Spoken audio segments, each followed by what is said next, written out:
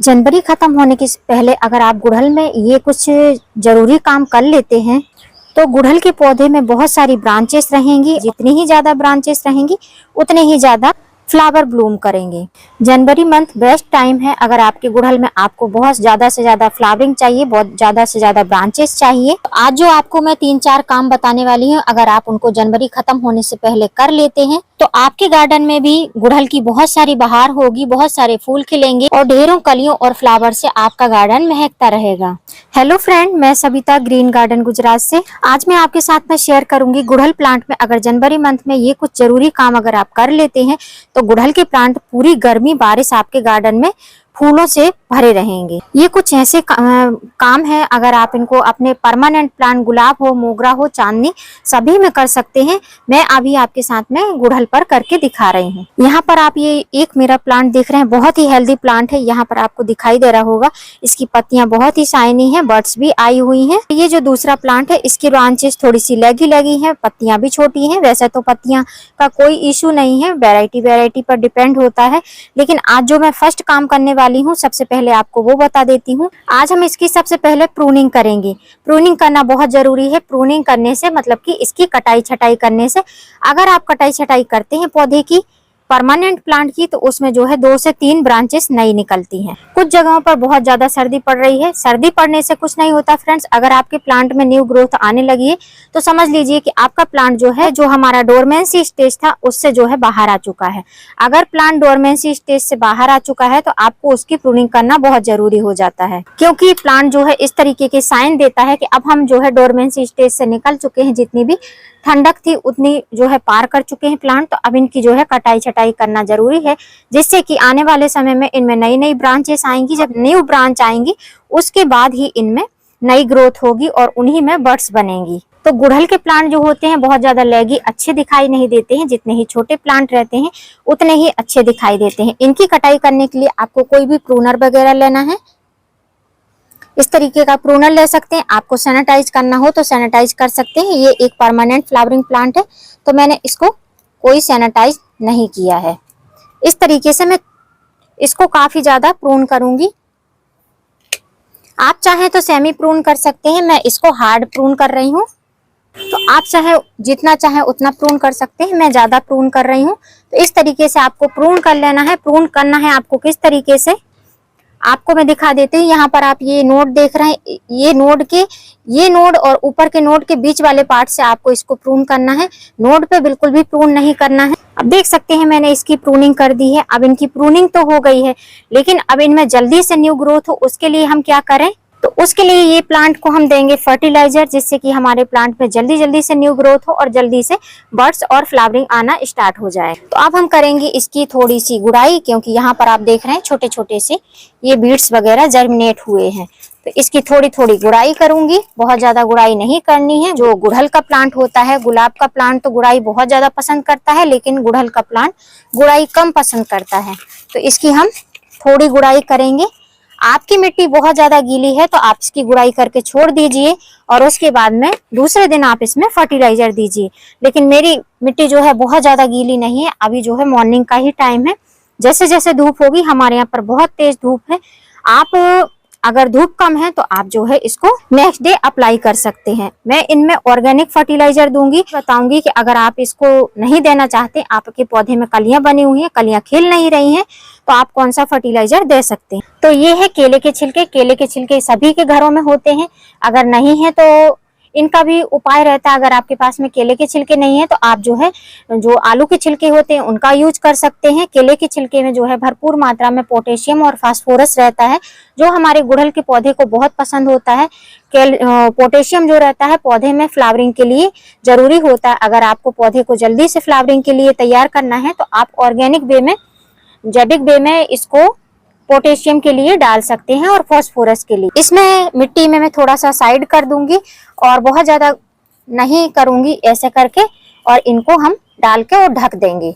तो ये हो गया हमारा एक फर्टिलाइजर जो कि ऑर्गेनिक फर्टिलाइजर है। तो ये फर्टिलाइजर जो है ये हमारे पौधे में फ्लावरिंग के लिए जरूरी है। अगर आपको पौधे में फ्लावरिंग चाहिए, जड़ों को मजबूत करना है, पौधे में जो कलियां बनेंगी फ्लावर की उनको मजबूत करना है, तो आप जो है केले के छिलकों का यूज कर सकते हैं। लेकिन फ्लावरिंग तो तभी होगी जब इसमें न्यू ग्रोथ होगी।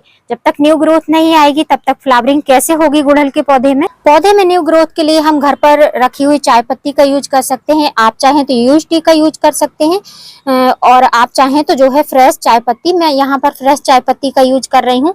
चाय पत्ती को आप चाहें तो जिस तरीके से हमने केले के छिलकों को दिया है उस तरीके से दे सकते हैं, या आप चाहें तो इस तरीके से स्प्रिंकल करके और मिट्टी को थोड़ा सा ऊपर नीचे कर सकते हैं। तो ये तरीके हो गए ऑर्गेनिक वे में।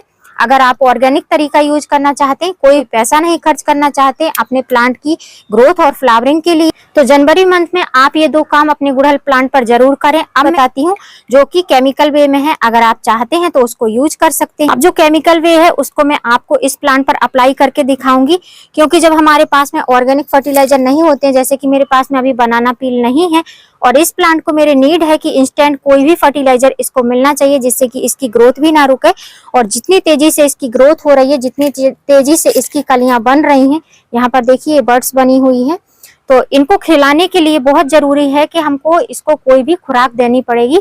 जब तक इसको प्रॉपर भोजन नहीं मिलेगा ये प्लांट हमारा अच्छे से आगे के टाइम में ग्रोथ नहीं करेगा। अब जैसे कि मैंने बताया था कि अगर हमको ग्रोथ चाहिए पौधे में तो हम जो है चाय पत्ती का यूज कर सकते हैं। जो ऑर्गेनिक फर्टिलाइजर होते हैं वो धीमे धीमे असर दिखाते हैं, लेकिन जो केमिकल फर्टिलाइजर रहते हैं वो तेजी से असर दिखाते हैं। तो अगर आपके पास में टाइम नहीं है, आप बहुत ज्यादा टाइम नहीं दे पा रहे हैं गार्डनिंग में, तो आप केमिकल फर्टिलाइजर भी यूज कर सकते हैं। केमिकल में भी आपको ऑर्गेनिक वे में भी मिल जाएंगे। जो केमिकल फर्टिलाइजर हैं वो आजकल ऑर्गेनिक भी मिल जाते हैं ऑनलाइन शॉप पर। अगर आप कि पौधे में ग्रोथ नहीं हो रही है, नाइट्रोजन की कमी से जो है ग्रोथ नहीं होती है, अगर आप चाहते हैं कि हमारे पौधे में तेजी से ग्रोथ, तो आप जो है ये डाल सकते हैं। ये जो आपको पिंक कलर का पाउडर दिखाई दे रहा है ये NPK 19-19-19 है। ये एक केमिकल कंपोजिशन है। और उसके बाद ये जो मैंने आपको चाय पत्ती बताई थी ये ऑर्गेनिक है। तो दोनों में से आपको जो भी अच्छा लगे आप वो यूज कर सकते हैं। अगर आपका 8 इंच का गमला है तो उसके लिए 1 गिलास में पानी लें, और 1 गिलास पानी में अगर आप एक पौधे के लिए देना चाहते हैं तो ये जो देख रहे हैं मात्रा लगभग 1 से 1.5 पिंच होगा, मतलब कि चुटकी, उतना ही हमको इसमें डालना है। और डालकर अच्छे से ये वैसे भी घुलनशील हो जाता है, ये डाइल्यूट बहुत जल्दी हो जाता है। उसके बाद में हमको पौधे को देना। अब इस फर्टिलाइजर को NPK को आप चाहे गुड़हल के पौधे में दें चाहे गुलाब के पौधे में दें, ग्रोथ बहुत तेजी से होगी। तो ये तो हो गया, अगर आपके पौधे में ग्रोथ नहीं हो रही है तो तेजी से ग्रोथ होगी। आप देख रहे हैं मेरे पौधे में बहुत तेजी से ग्रोथ हो रही है, इसलिए मैंने इस प्लांट में इसको यूज नहीं किया है। अब मैं आपको बताऊं, अगर आपके गुड़हल के पौधे में फ्लावरिंग नहीं हो रही है, ग्रोथ जो है बहुत तेजी से हो रही है लेकिन फ्लावरिंग बिल्कुल रुक सी गई है, तो आप कौन सा फर्टिलाइजर दे सकते हैं। ऑर्गेनिक वे में तो मैंने आपको पोटेशियम के लिए बता दिया है कि आप केले के छिलकों का यूज कर सकते हैं या जो है पोटैटो के छिलकों का यूज कर सकते हैं। तो यहाँ पर जो आप मेरे हाथ में दिख रहे हैं ये है रेड पोटाश, ये एक केमिकल है। वैसे आप इसको सर्दियों में बहुत आसानी से अपने गुड़हल के प्लांट, चांदनी के प्लांट या मोगरा के प्लांट में यूज कर सकते हैं।